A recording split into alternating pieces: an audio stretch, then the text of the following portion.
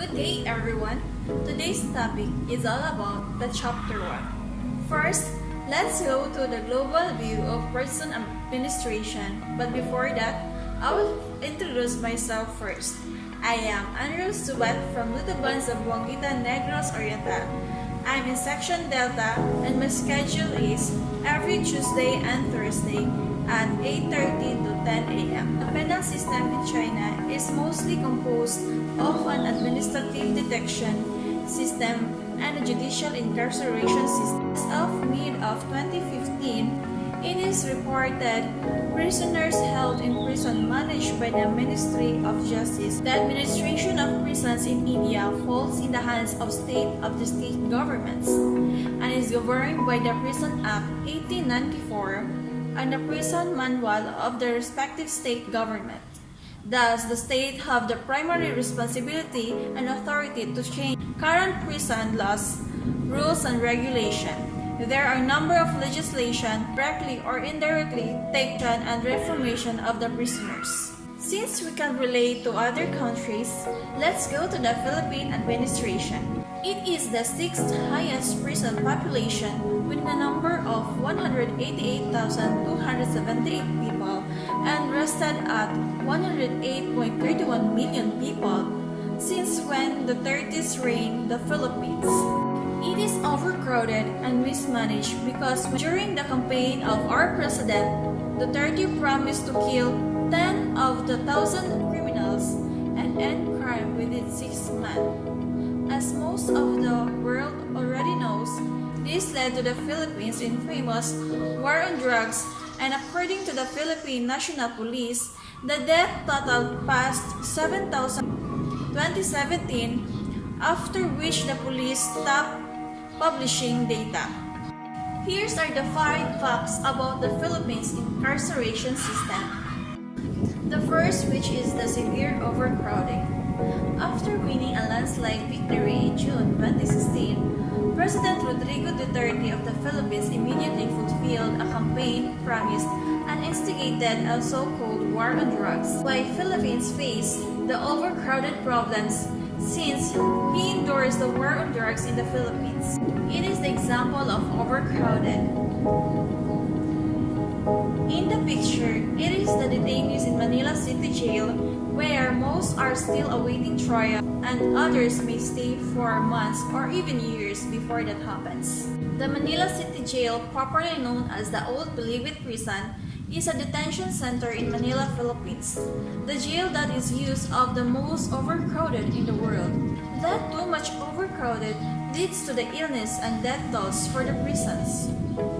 The second is the pre-trial detainees. Pre-trial detention refers to the time period during which you are incarcerated after being arrested before your trial. So as a pre-trial detainee, you have not been convicted of a crime and are not considered guilty.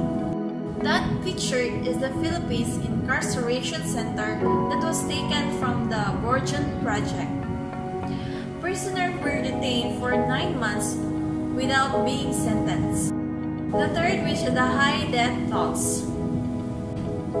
The reason for it is the overcrowded, as what we said earlier ago, the dirty living condition because of lack of maintenance and it is mismanaged. And lastly is the inmate violence, which cannot be avoided in jail. The overcrowded, which prisoners are suffering on how to sleep with such overcrowded and the dirty living. It said that there were uncontrollable outbreaks of pulmonary tuberculosis. Another reason is the lack of nutritional food and basic health care, which the budget is not enough for them. Because of that problem in the inside of prisoner, it is reported that each day 1 person dies, and they are thankful instead for it lessen the population of the prisoner. The fourth is the vigilant justice, and the vigilance sometimes solve problems when states cannot. Vigilantism is prone to opportunism and can generate violence, corruptions, and social othering. Vigilantes often operates in weak states that lack of the capacity to provide security and services to citizens and legitimacy among their populace. The belief that extrajudicial violence and murder are necessary to fight crime, which is good, but also if you think of it, it is improper. It shows the hypocrisy of society. Those who mete out vigilante violence are self-proclaimed arbiters of justice. However, they conveniently ignore the fact that it is carrying out acts of vigilantism. They themselves are committing crimes. But the Human Rights Watch has turned the narrative around on Duterte. They are publicizing information about the vigilante justice in the Philippines. Corruption. In August 2018, the public learned a former mayor may have been released from prison for good behavior. He was originally charged for rape and homicide in 1993. Similar stories of corruption in the Philippines prisons continued to emerge. In September 2018, the public learned that a woman was told her husband's sentence would be shortened if she paid 50,000. And lastly, the corruption. Why do people corrupt?